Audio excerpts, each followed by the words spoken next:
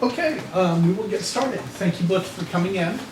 We are pleased to welcome the candidates for Vancouver City Council, position 4, Bart Hansen and Justin Forsman. Yes, sir. I'm Greg Jane, the editorial page editor here at the paper.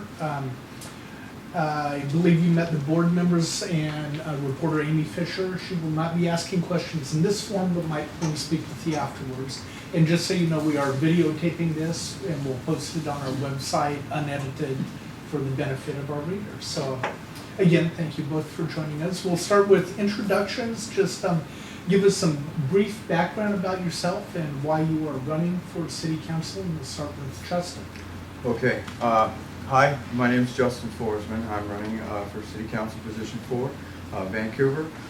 A little bit about my background. I was a command leader in boot camp in JOBTC. I've had an assistant manager position in AEB Satellite. That was a contracting company for Dish Network. I've done various leadership positions in the community. I right now sit on the board for Broken Pole Fishing Hole for Wounded Vets. This is a nonprofit where we have a fishing retreat out in Woodland where vets can come out and fish and they don't have to worry about all the stresses in the world. They can just come out 2.5 acres and get away. A little bit about what brings me into the political realm. I kind of got introduced to the fact that we put fluoride in our water. That everybody probably knows that I'm into that, getting it out. I read some letters about the City Council. They were in favor of it. Started looking at some of the facts. We put quite a bit of money into fluoridating. We don't put 3 million like Bart had claimed. It's only 370,000 approximately over a 5-year period. But issues like that is what I'm concerned about. The homeless. I drove one of the roads coming over here, and it's like a community there of homeless. And that's fine. But they don't have anywhere else to go, let them stay where they're at, where they're safe. But, it's definitely a fire hazard where they're at, So one of the goals, I'd like to get some ordinances where we can get rid of discrimination on housing and employment. There's a lot of people who can't get a job or a house because of their record, because of their past, and that follows them for the rest of their life.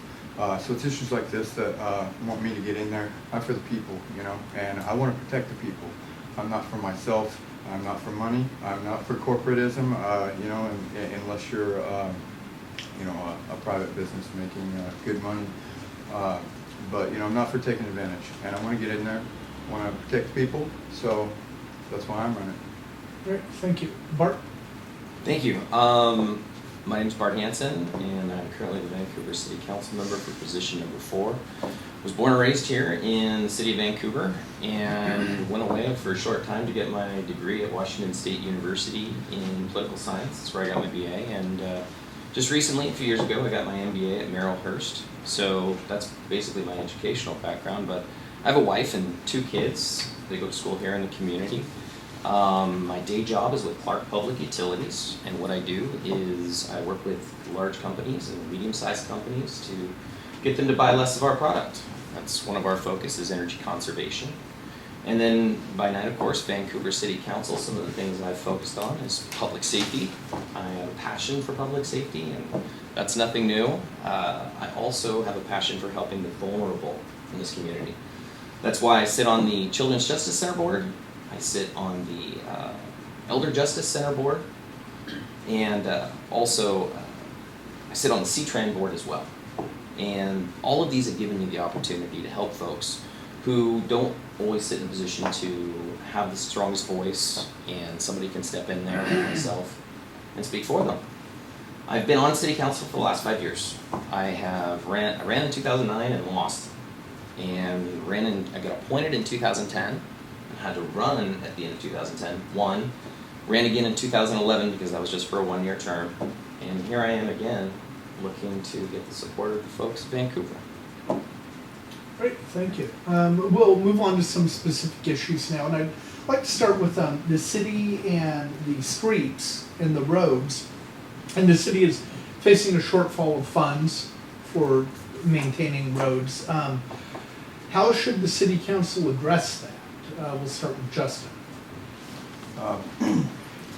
Well, I think that there's a lot of money coming in from marijuana sales, medical marijuana, a lot of taxing going on. We could use a lot of that money, hopefully, on towards our roads.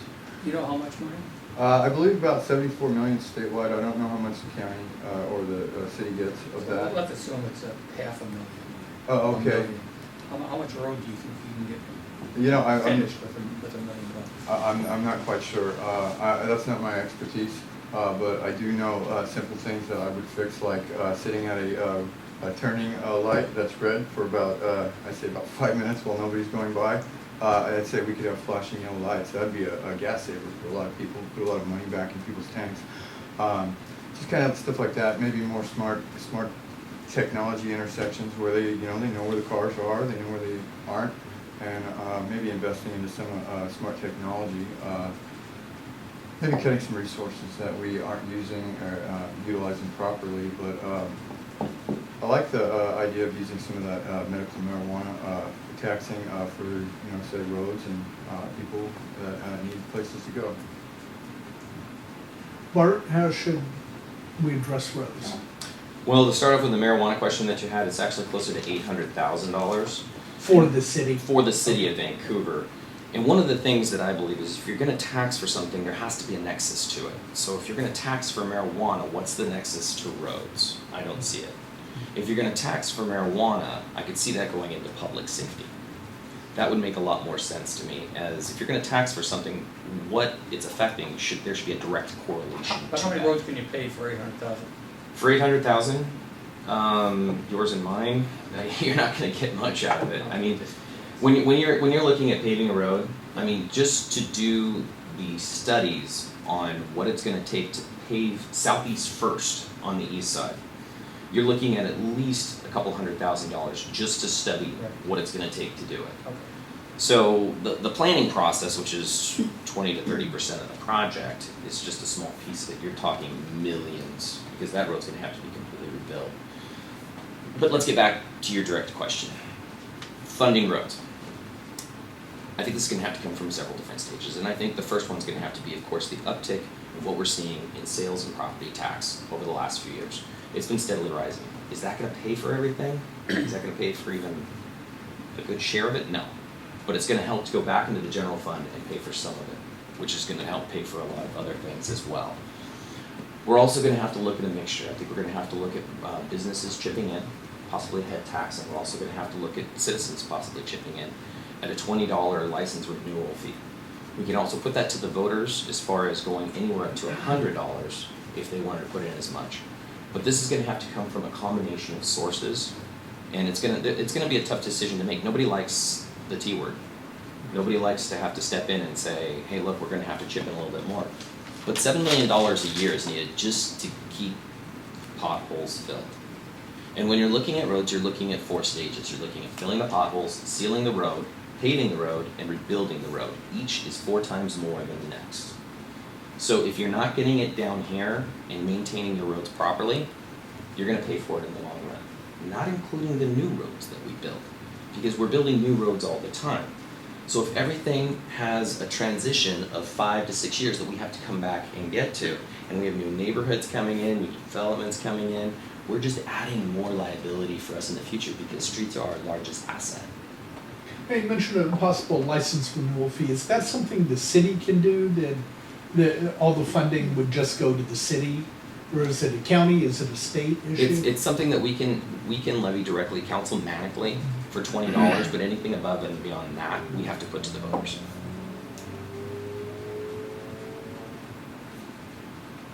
Now, move on to another topic. Recently, the council voted to ban fireworks sale and use within the city, starting in 2017, I believe, if my math is correct. Bart, what were your thoughts on that? What were your thoughts on the process and how it came together? Not happy with the process. I worked for an advisory vote. That was something that Councilmember Topper and I had worked on for some time. The reason that we wanted an advisory vote, and I'm not trying to speak for Alicia, but speaking for myself, there are certain issues out there that don't require citizens to become foremost opinions upon, like the budget. We spend a lot of time working on the budget. It starts in February and it ends in November.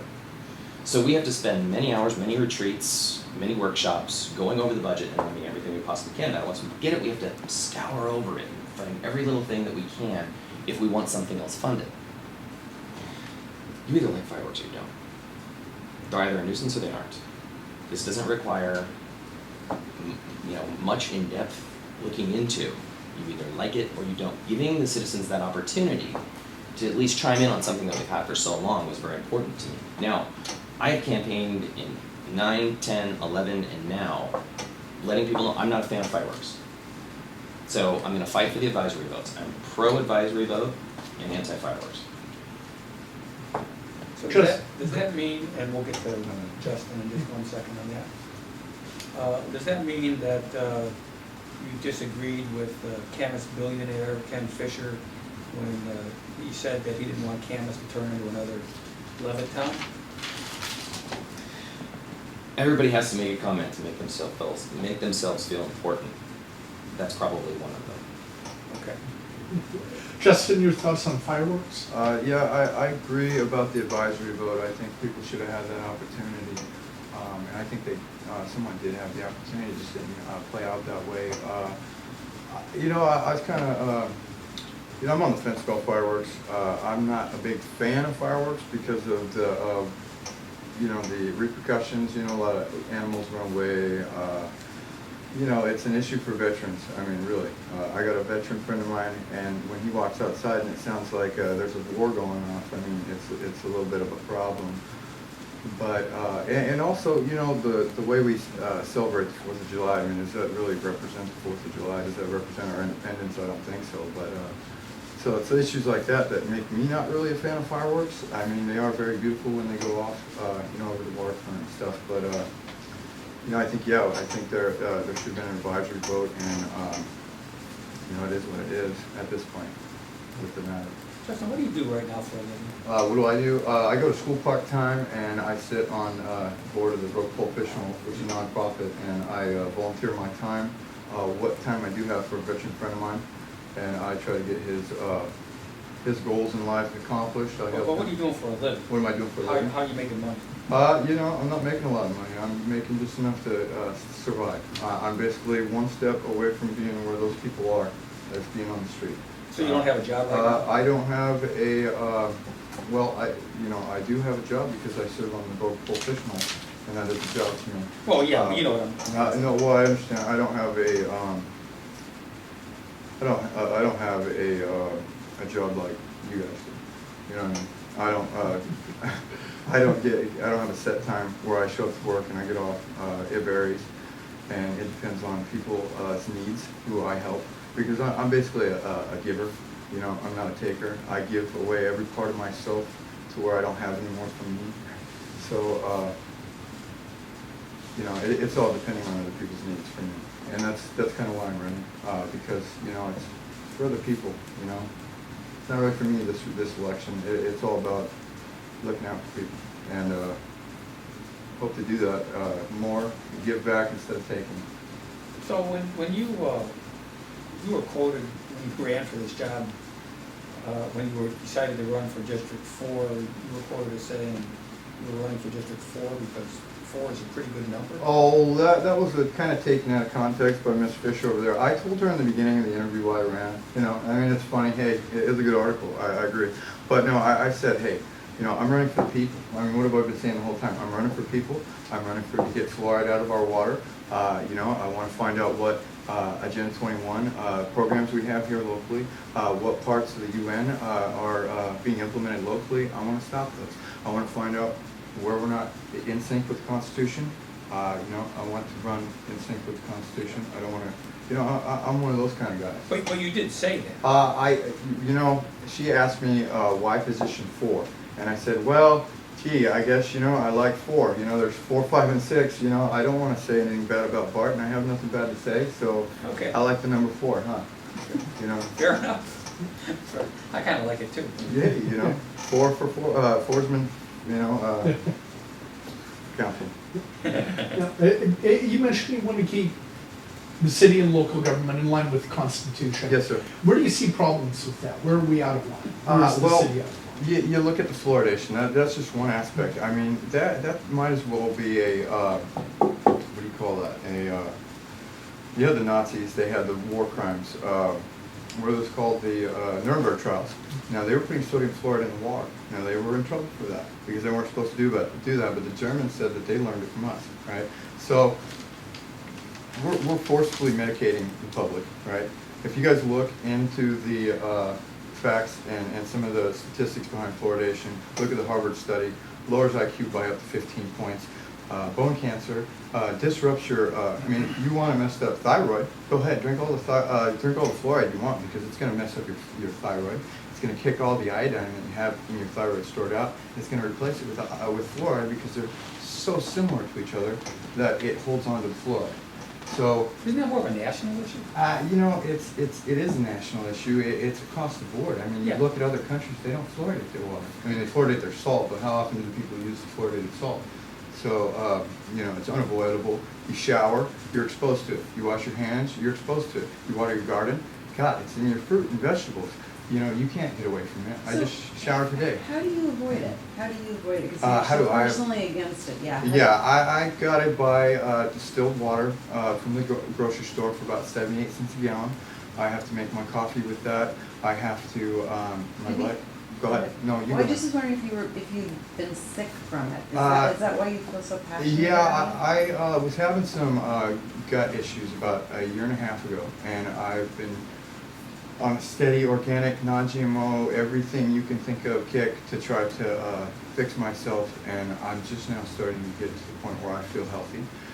And yeah, you know, it wasn't just the fluoride, but it's been so many things that have taken me down that route for a better understanding. And that's what I want to just help share with others, is that better understanding. And I'm curious about the fluoride. Bart, is that something the city can do? Is that a county? City can do it. Okay. It was put in by the voters, believe it or not, in a Mhm. democratic process. That's how fluoride was put into the water in the city of Vancouver. And when was that? A year I don't have off the top of my Okay. I head. can tell you. It was actually put in by the council in 1960. They had a referendum vote or That- whatever following year after, and the city voted it.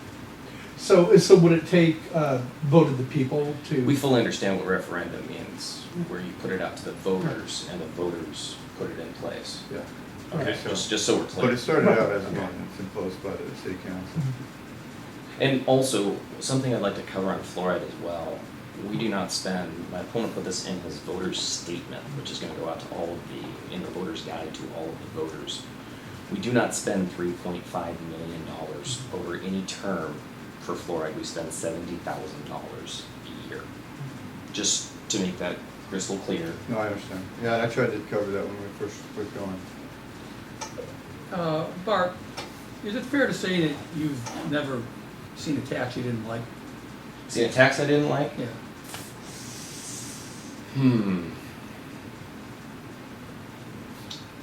That's an answer right there. Well, Yeah, okay. let me put it to you this way. I'm not willing to raise a tax when I think it's necessary. I'm willing to raise a tax when I think it's Oh, okay. necessary. All right, that made a little more sense. There you go, sorry. Yeah, okay. So, I mean, you talk about, you're big on public safety. Definitely. Yeah. You have like a romance going on with the fire department? You're serious? Yeah. Okay. No, I don't have a romance going on with firefighters. Nor the police, nor But the... but, you know, they get pretty much what they're looking for, right? As far as... Like everything contract-wise? Well, I think when you're looking at the relationships that I have with public safety, or whether it's labor, or whether it's citizens groups that are formed because they want to protect public safety, it's not necessarily so much that I have an affiliation with one particular group. What I'm doing is I'm putting myself in position to support those that support what I believe in. So if I believe in public safety, it would seem only logical that I would go to the police and fire, the prosecutors, work very closely with Tony Golick, and get on the same page as far as moving forward with the public safety agenda. Now also with even development in this community. I work with developers as far as what they can do in this community. I also work with labor, because that's jobs in our community. So if we're going in the same path, yeah, I'm gonna 100% support you. Those that I don't feel might not be going in the same path, or I feel it might come down to at one point in time, there might be cuts. Okay. I'm not gonna try and align myself with somebody I can't help. Okay. June of 2014, you voted in favor of a 17%, $30,000 increase for the city manager. You have any second thoughts about that? Not at all. Not at all. So you explain it by, The performance of what's happened in the city of Vancouver. When you take a look at what's going on right now, we have 335 units coming online in Vancouver. 700 of those are in construction. We've reduced our debt by 20% after losing 30% of our staff. When you start adding up what has gone on in the city of Vancouver, I came on in 2010 when the economy was at its worst. Here we are today. Then it was a 16.9% unemployment rate. Today it's at 6%. I'd love to take full credit for that, but I'm afraid I can't. But still, if I were sitting on the other end of those numbers, I'm sure we'd be asking that question. What I plan to do about it? Well, since 2010 to today, I think we've made some great strides. Now, to say that one particular council member is responsible, I don't think that's very reasonable. But I do think one city manager can make a very big impact on that. And Eric Holmes delivered. And I think it's important that we keep him in this community. what do you think about that? Do you know that $30,000 increase? Well, I don't agree with it right now, because look at the share house. You know, how can you take a raise when you got homeless people that are living on the streets? I mean, you gotta take care of your community first. It doesn't make a lot of sense to me, but I'm not a city council member, so I don't understand, I don't understand the dynamics of what's going on within the city council and the manager, but, I mean, look at what's going on. The unemployment rate's so good, but look at how many people are suffering. Look at how many people are on the verge of going to the streets. I mean, you can hit a whole bunch of parking lots at night, hit a Winco, hit a Walmart, and you can find about 10 different cars of people sleeping in their vehicles. And I think we should spread some of that money out to the people. I mean, when was the last time the people here, citizens, got a check, from the city? So I'm not in favor at this point of that, or any kind of tax increase. To change the topic a little bit, it sounded to me from reading our story that you were a little upset when we brought up your background. You've got, how would you describe it? A sketchy No. background? How would you describe it? Well, what do they say? Let who be without sin, cast the first stone. Yeah. I mean, I've had a troubled past. My grandfather, my dad, and my dog died when I was 14. I became ward of the state, Washington, right? I was in and out of foster homes. I was on the run multiple times. I've been to juvie, I've been to jail, I've been to prison. I've been on the streets as a youth. I've been on the streets as an adult. When I got out of prison, same week I got out of prison, I got into school. I stayed busy, I stayed focused, and I changed my whole life. Look at me, I'm running for city council. I'm trying to stand up for the people. I'm trying to let go of my past, because I've noticed if you carry around excessive baggage behind you, that it tends to look a little funny, and you don't tend to get very far. So I'm trying to leave the past behind, trying to move forward, and I hope that people can understand that, and I hope they can understand that we all make mistakes. And yes, I was a little bit upset about the article, because I really don't think the criminal history has much to do with who I am as a person, what my intentions are, and basically Do you what I think intend to voters do. should be made aware or not made Well, aware? if they want to be aware, I think, yeah, sure they can. I'm not trying to hide anything. No, I get that. I think if you want to tell them. But no, I think also in another form or fashion, I think people have a right to privacy. I mean, I think, it's public information. If they're, if they're inquisitive, let them go pull this information up. Let them find this public information. You don't think it's the role of a newspaper to do that? It's the role of a newspaper that wants to have a catchy story that's going to last a couple days or a few hours or however long it lasted. I know it wasn't that big of a story. I mean, I know it got some flack. It got me thrown under the bus a little bit, but it didn't do no help. It only did harm. It was negative. It was nothing. I tried to even talk to the editor. I sent a letter to the editor, and I said, hey, You know, I don't think this is very tasteful. I think that, you know, you guys could focus on the good things that I intend to do. Why not? You know, but they didn't do any of that, you know, and I find that, I find a problem with that. But I'll let it go, you know. And you bringing it back up, you can see it aggravates me a little thinking about it, but you know, it's water on the bridge.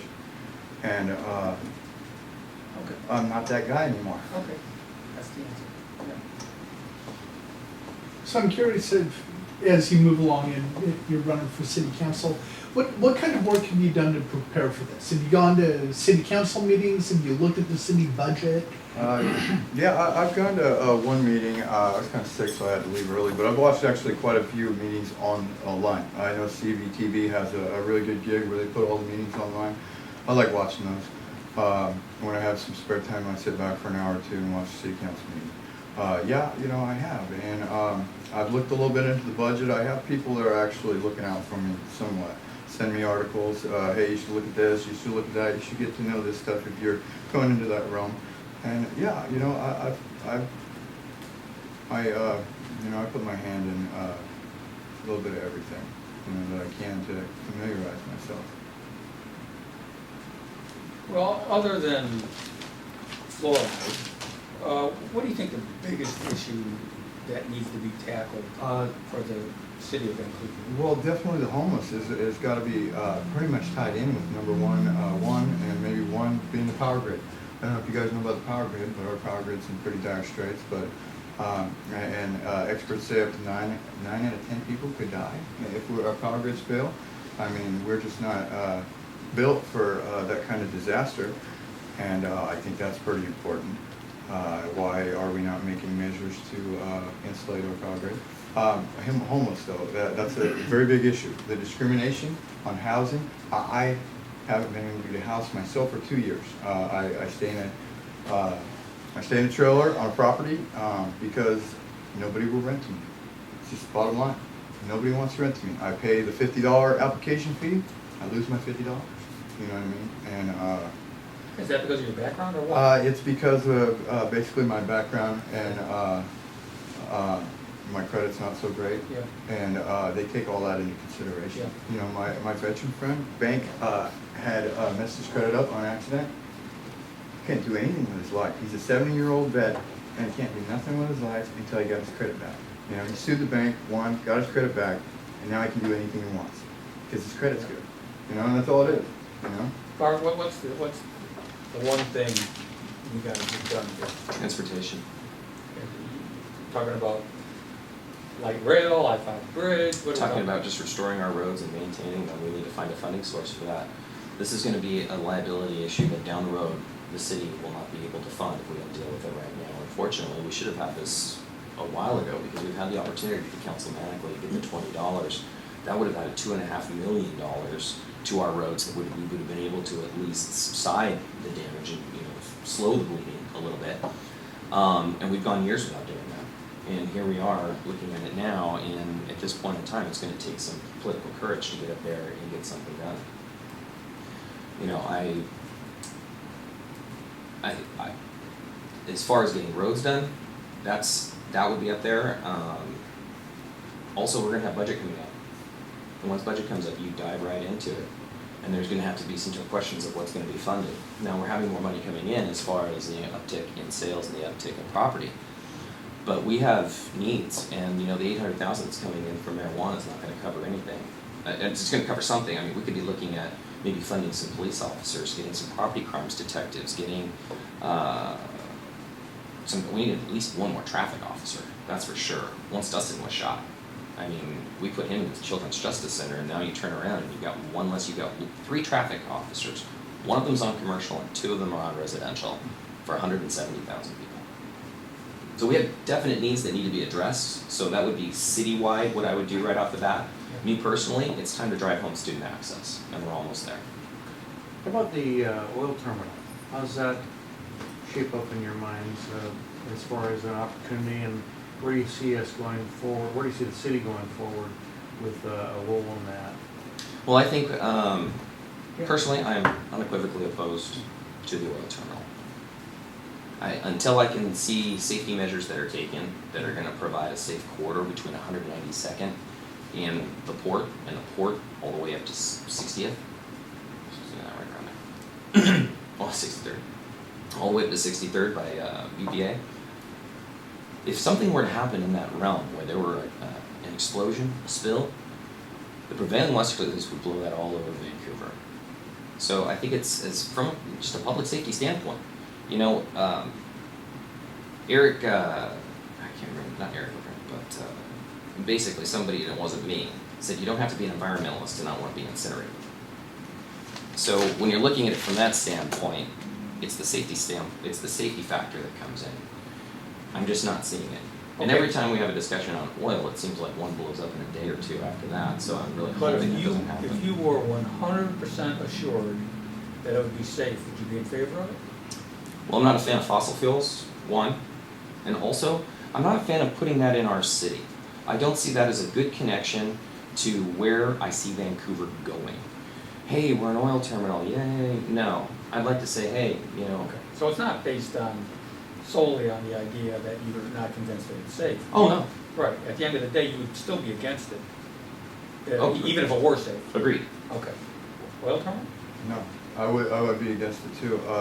I think that we need to run as far away from oil or fossil fuels as far as we can. I mean, we've been using fossil fuels for the last 100 and some years, and we haven't made any kind of technological advancements. I mean, we have, but they've been suppressed. I mean, look at the gas companies. Look at all the patents they bought off of people who can find a way to get 200 miles to a gallon off a carburetor. I mean, the person will end up committing suicide, and nobody will ever know what happened to the patent. So, you know, people are basically at a stranglehold with the gas companies. Every dollar of my spare money goes into the tank. Tank and food, you know, and what money I can scrounge up for my cat. So I'd be against it, and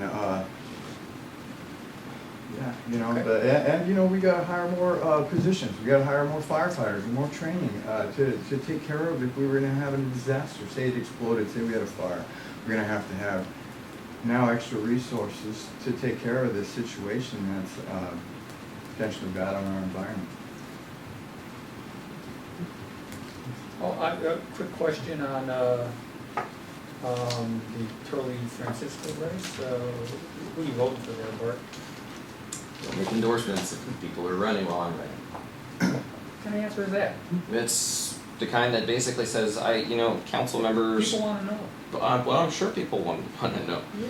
But at one point in time, who I'm going to be voting for is going to be up to me, and I'm going to keep it Who do you between align, me and the who do you ballot align box. yourself more with philosophically with issues?